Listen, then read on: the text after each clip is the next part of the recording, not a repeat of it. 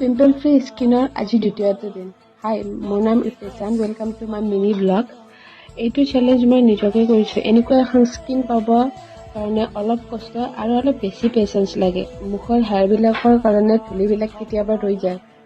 ইয়াৰ কাৰণে পিম্পলছৰ প্ৰব্লেমবিলাক দেখাই দিয়ে। বিশেষকৈ মোৰ ছাইডত এনেকুৱা হৈছে।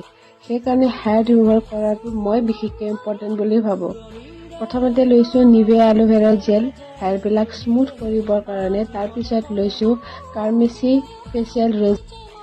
ফেচ হেয়াৰ ৰিমুভাৰ কিন্তু বেনিফিটছ বহুত আছে। মুখখন চাফা হয়, স্মুথ হয়, অলপ মেকআপতে ফিনিচিং বহুত ভাল আহে। স্কিন কেয়াৰ কৰিলে একদম ছালৰ ভিতৰলৈকে সোমাই যায়। চ' মই মুখখন ধুই আহি পেলাই চিৰাম, ছানস্ক্ৰীন আৰু মইশ্চাৰাইজাৰ লগাইছোঁ। বাকী কিবা স্কিপ কৰিলেও এইকেইটা কেতিয়াও স্কিপ নকৰিবা। চ' আজিলৈকে আহিছোঁ, বাই।